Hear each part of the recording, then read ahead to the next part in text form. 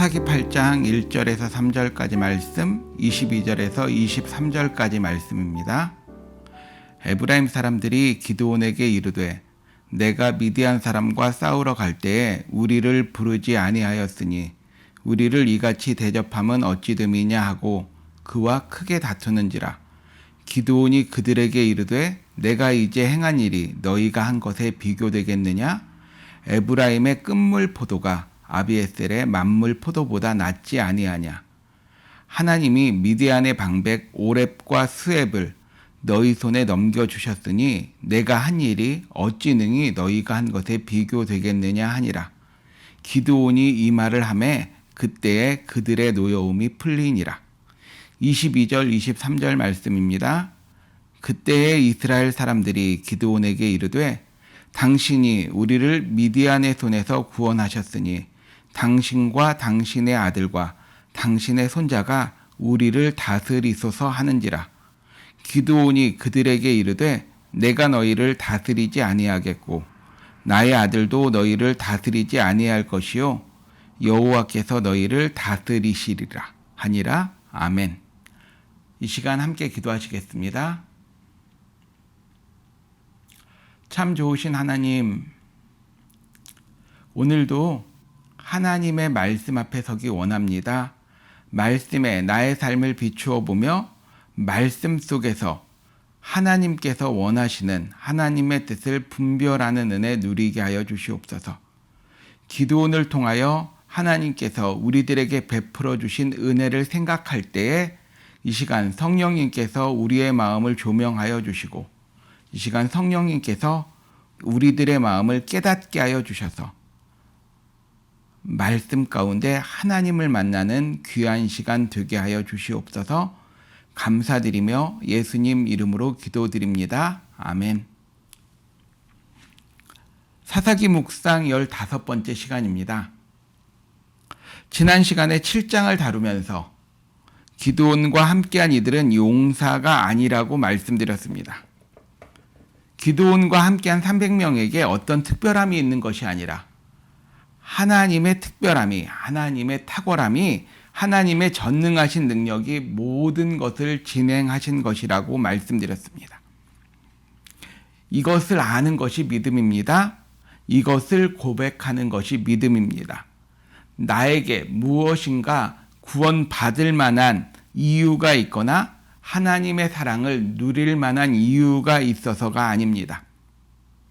아무 자격 없는 나에게, 아무런 조건을 갖추지 못한 나에게 하나님이 사랑을 베풀어 주시고 구원을 베푸신 것입니다. 이것을 우리는 은혜라고 부릅니다. 오늘도 이 은혜 안에서 하나님의 말씀을 다시금 생각해보는 귀한 시간 되기를 원합니다. 읽지는 않았지만 7장 나머지 내용에는 기드온이 아직도 마음에 부담을 느끼고 있을 때에 하나님께서 그 기드온의 마음을 헤아리셔서 다시 한번 그에게 담대함을 주시기 위한 믿음의 표징을 보여주시는 내용이 기록되고 있습니다. 기드온에게 이렇게 말씀하십니다. 만일 내려가기가 두렵거든 적진 가까이에 정탐을 나가 적들이 하는 말을 들으라고 말씀하십니다. 이에 기드온은 마음에 부담이 있었기에 하나님의 말씀대로 정탐을 나갑니다. 적진 가까이 나아갔을 때에 기드온의 눈에 보였던 모습은 미디안과 아말렉과 동방의 모든 사람들이 골짜기에 누웠는데 메뚜기의 많은 수와 같고 그들의 낙타의 수가 너무 많아서 해변에 모래가 많음 같다라고 표현하고 있습니다. 그런데 그때 적병들이 이야기를 나누는 소리가 기드온의 귀에 들려옵니다. 적병 중에 한 사람이 자기가 꾼 꿈에 대하여 이야기를 합니다. 그러자 옆에 있던 다른 적병이, 동료 적병이 받아서 이렇게 대답합니다. 이것은 기드온의 칼이라. 하나님이 미디안과 그 모든 진영을 그의 손에 넘겨주셨다라고 말합니다. 적들마저도 이렇게 이야기하는 것을 듣게 되자 이제 기드온은 용기를 얻고 돌아옵니다. 그래서 그와 함께한 300명에게 하나님께서 저들을 너희에게 넘겨주셨다라고 확신 가운데 고백하며 그들을 이끌고 전장으로 출발합니다. 어떤 분은 이 모습 보며 이렇게 말씀하시더라고요. 저 300명의 믿음이 기드온보다 더 좋은 것 같다고. 기드온은 몇 번에 걸쳐서 하나님께 확인받아 나아가는데 이 300명은 기드온이 가자 그러니까 따라가는 모습을 보니 믿음이 더 좋아 보인다고 하시더라고요. 일단 기드온의 말만 믿고 따라간 그 300명과 기드온이 적진 가까이에 나아갑니다. 그리고 그들은 칼 한 번 뽑지 않고 승리를 거둡니다. 단지 항아리를 깨트리고 횃불을 들고 나팔을 불고 외쳤는데 적군이 자다가 놀라서 깬 후에 자기들끼리 알아서 서로 죽이고 죽어 모두 전멸해 버리고 만 것입니다. 어둠 속에서 자기들끼리 전쟁을 벌인 것입니다. 이에 기드온은 이스라엘에 사자를 보내어 이제 도망치는 적들을 쫓도록 명령합니다. 이렇게 진행된 전쟁을 통해 13만 5천 명의 적군 중에 12만 명이 죽었다라고 말씀은 기록하고 있습니다. 분명 큰 승리를 거두었습니다. 이스라엘이 크게 이겼지만 전쟁이 너무 쉽게 끝났습니다. 전쟁답게 돌격 앞으로라고 외치는 외침 한 번 없이 전쟁이 끝나버린 것입니다. 하나님이 이 전쟁에서 기드온을 세우시기 위해 얼만큼 수고하셨는지를 우리는 지금까지 말씀을 묵상하며 배워왔습니다. 그런데 지금 하나님의 수고에 비해 전쟁이 너무 쉽게, 너무 간단하게 끝난 것처럼 보입니다. 이렇게 간단하게 치러질 전쟁이라면 특별히 기드온에게 맡겨진 역할이 없어 보이는데, 아니 기드온이 아니더라도 누구라도 할 수 있었을 것 같은데 왜 하나님은 이렇게까지 기드온을 향하여 수고하셨을까요? 하나님은 지금 이러한 모습들을 통해 우리들에게 무엇을 보여주시길 원하시는 것일까요? 지난 시간 묵상에서도 나누었고 오늘도 확인한 것처럼 이 전쟁은 아무것도 한 것이 없는 전쟁입니다. 바꾸어 말하면 이 전쟁은 오직 하나님이 하신 전쟁입니다. 기드온과 함께한 300명이 한 일은 아무것도 없습니다. 그리고 하나님은 우리들에게 바로 이것을 보여주고 계십니다. 하나님이 하신다는 것을 보여주시는 것입니다. 믿음의 모든 일들은 하나님의 일이라는 것을 우리들에게 확인시켜 주시는 것입니다. 구원은 하나님의 능력으로만 진행된다는 것입니다. 이것을 깨닫게 해 주시려고 하나님은 그렇게 소심하고 두려움 많은 기드온을 거듭 확인해 주시며 사용하셨던 것입니다. 이것을 알게 하시려고 하나님께서는 3만 2천 명이 모였던 이스라엘의 수를 줄여서 300명까지 줄이신 것입니다. 오늘 우리도 이것을 보기 원합니다. 기드온과 함께한 300명이 칼 한 번 뽑지 않고 승리한 전쟁을 통해서 하나님의 구원을 이루어 가시는 방법을 깨달아 알기 원합니다. 하나님의 능력을 바라보는 믿음의 눈이 열려지기 원합니다. 아마 지금 이 놀라운 은혜를 누구보다 가장 정확하게 느끼고 깨달은 사람은 기드온일 것입니다. 기드온과 함께한 300명 역시 마찬가지일 것입니다. 자신들이 아무 한 일도 없는데 자신들의 눈앞에서 메뚜기 떼같이 많던 적군들이 스스로 무너져 내렸습니다. 기적 같은 그 일이 일어난 것을 하나님의 능력 외에는 설명할 방법이 없습니다. 이 모든 것이 하나님이 하신 일이라는 것을 기드온은 그 누구보다 정확하고 생생하게 깨달았을 것입니다. 오늘 본문에는 그런 기드온에게 에브라임 사람들이 찾아오는 장면으로 말씀이 시작됩니다. 기드온의 전가를 받고 적병을 쫓던 이스라엘 가운데 에브라임은 요단강 수로를 막았습니다. 그리고 그곳으로 쫓겨오는 도망치기 위하여 그곳을 건너려고 하는 미디안의 패잔병들을 그곳에서 잡아 죽였습니다. 그리고 그러는 중에 미디안의 두 방백 또한 잡아 죽이게 됩니다. 이렇게 승리를 거두고는 그들이 기드온에게 나옵니다. 승리를 보고하기 위하여 나온 것이 아니라 기드온에게 와서 시비를 걸고 있습니다. 왜 전쟁에 나갈 때, 전쟁을 시작할 때에 자기들을 부르지 않았냐고 따지고 있습니다. 실은 생각해보면 미디안이 이스라엘에 쳐들어와서 모든 것을 빼앗고 그곳에 진치고 있을 때 그 어떤 이스라엘의 지파도, 그 어떤 이스라엘 사람도 그들에게 맞서 싸울 용기를 내지 못했었습니다. 에브라임 사람들도 마찬가지였습니다. 그때는 두려워서 아무것도 하지 못했는데 막상 이겨놓은 전쟁을 보니 전리품에도 욕심이 나고 자존심도 좀 상했던 것 같습니다. 그래서 그들은 다 이겨놓은 전쟁에서 패잔병을 조금 처리하고 와서는 우리가 끼어들었으면 더 크게 이길 수 있었다고 우기고 있는 것입니다. 이런 말도 안 되는 소리에 기드온은 에브라임을 나무라지 않습니다. 그들과 잘잘못을 따지면서 다투기보다는 겸손하게 그들에게 말합니다.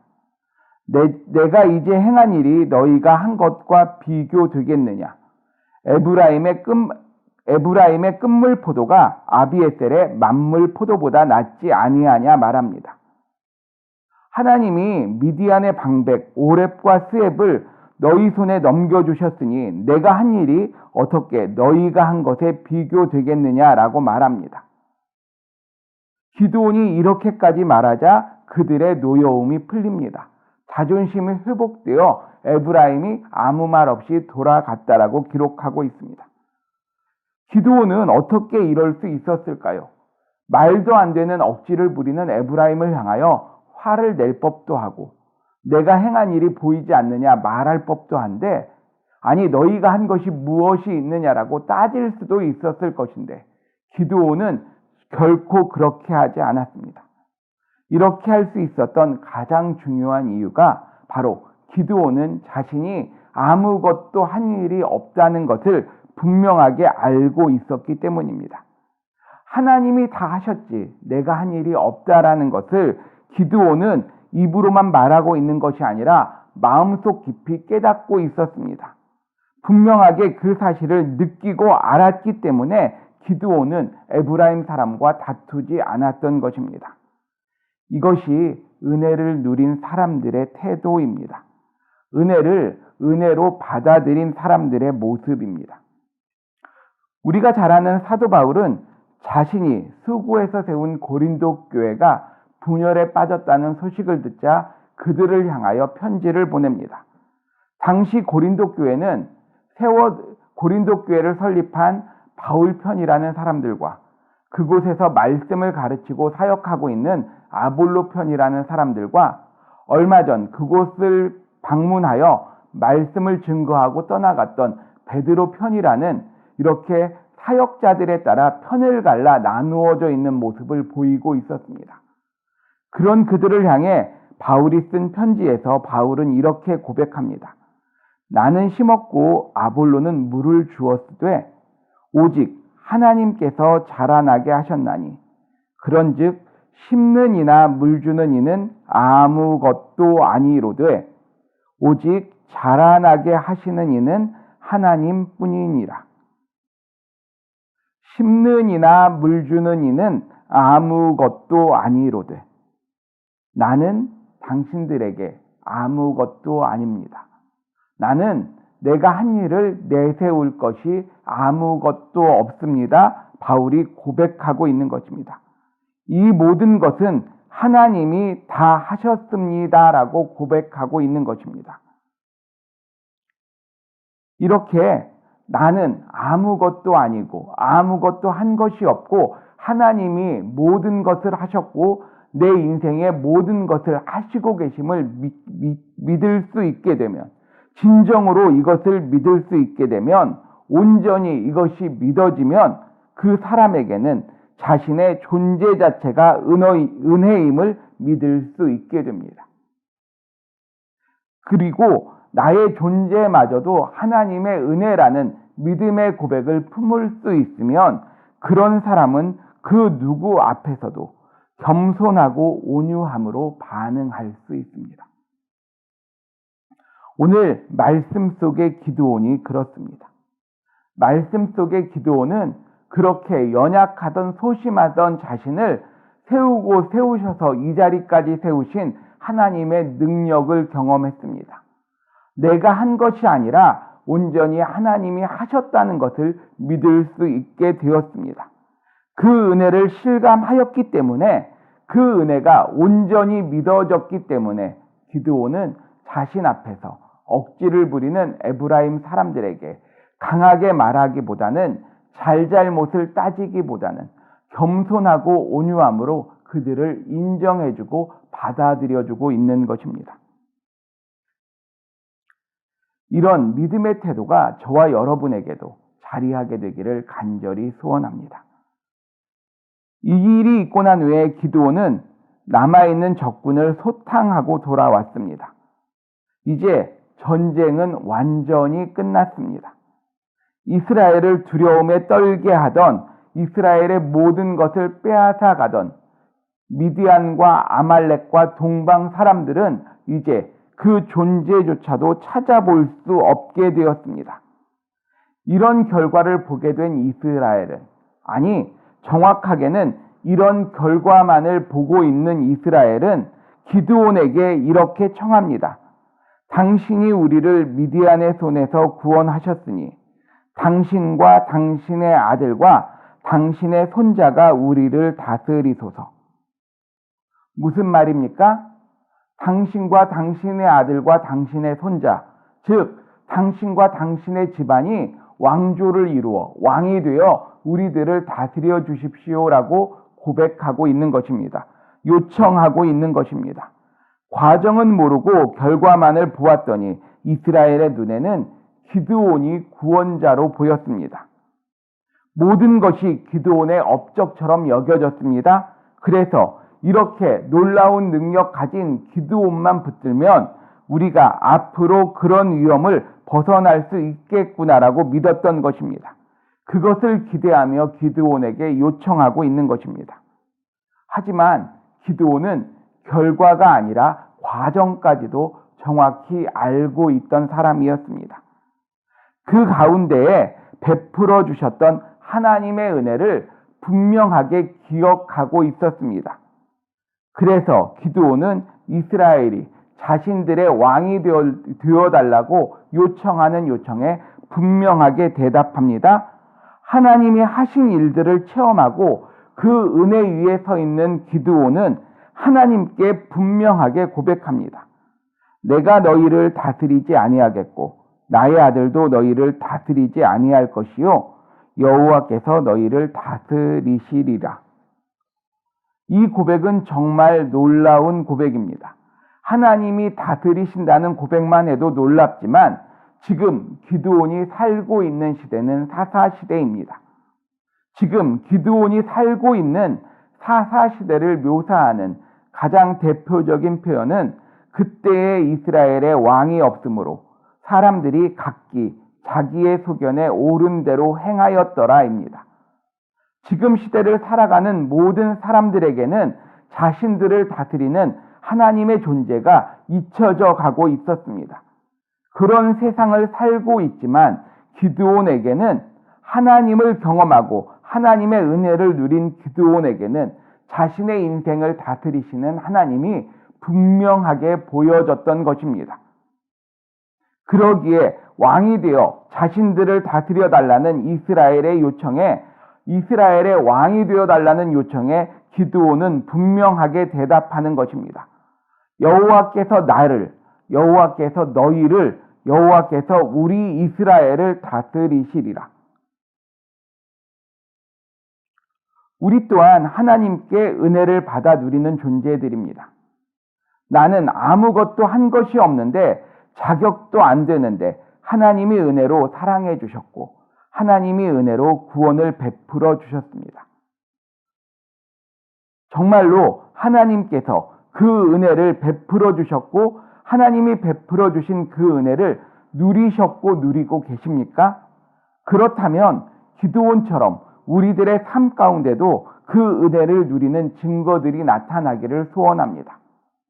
기드온의 삶을 통하여 보여진 것처럼 내 이웃들을 향하여, 내 주변에 있는 이들을 향하여 겸손하고 온유한 태도로 반응하는 모습이 저와 여러분에게 분명하게 나타나기를 간절히 소원합니다. 은혜를 누린 사람들의 분명한 삶의 증거는 내 주변 사람들을 향한 겸손과 온유입니다. 하나님의 은혜를 뼛속 깊이 체험한 사람들은 그 누구나 하나님 앞에서 고백하기를, 나는 아무것도 아닙니다. 나의 존재 자체가 은혜입니다. 주께서 나에게 만나게 하신 이들이 은혜입니다. 오늘도 주님이 나를 통하여 이루어 가실 그 일들을 행하여 주시옵소서라고 고백하는 것입니다. 뿐만 아니라 그 은혜를 누린 사람들은 한결같이 고백합니다. 나의 삶의 주인은 하나님이십니다. 오늘 이 시간 저와 여러분이 기드온의 믿음의 고백을 우리의 믿음의 고백으로 받아들이며 삶의 자리에서 누구를 만나건 겸손하고 온유한 삶으로, 그리고 하나님 앞에서 하나님의 절대적인 진리 앞에 순종하며 복종하는 삶의 태도로 하나님께 영광 돌려드리며 우리의 믿음 드러내는 우리들 모두가 되기를 간절히 소원합니다. 이 시간 함께 기도하시겠습니다. 참 좋으신 하나님, 내 삶의 모든 것이 은혜입니다. 나는 아무 한 것 없는데 주께서 은혜를 베풀어 주셨습니다. 입술로는 정말 많이 고백하는데 정작 나의 삶의 모습 속에서는 하나님의 주되심도 인정하지 못하고, 어떤 때는 내 주변에 있는 사람들 앞에서 나의 잘남을 드러내고자 교만이 꿈틀거리며 온유함보다는 강팍함으로 그들을 대할 때가 너무나 많이 있음을 주님 앞에 고백합니다. 이 시간 이러한 나의 모습 다시금 진리 되신 하나님의 말씀에 비춰보는 은혜 누리게 하여 주시며, 잘못된 것 바로잡게 하시는 성령님의 놀라운 능력 체험케 하여 주시옵소서. 정말 내 입술의 고백처럼 내 마음의 고백이 모든 것이 은혜입니다, 하나님이 하셨습니다, 나는 아무것도 아닙니다라는 고백 담아낼 수 있게 도와주시며, 그런 고백의 삶을 살아갈 때에 나를 통하여 내 주변에 있는 이들이 존중받게 하여 주시고 온유함으로 인하여 평화를 누리게 하여 주시며, 무엇보다 내 삶의 모든 자리에서 주님의 다스리심이 분명하게 드러나는 주님의 종된 자로 살아가는 저희들 모두 되게 하여 주시옵소서. 오늘도 우리들에게 친히 하나님의 종된 자의 모습이 무엇인지를 보여주신, 그리고 그 삶으로 우리들을 불러주시는 예수 그리스도의 이름으로 기도드립니다. 아멘.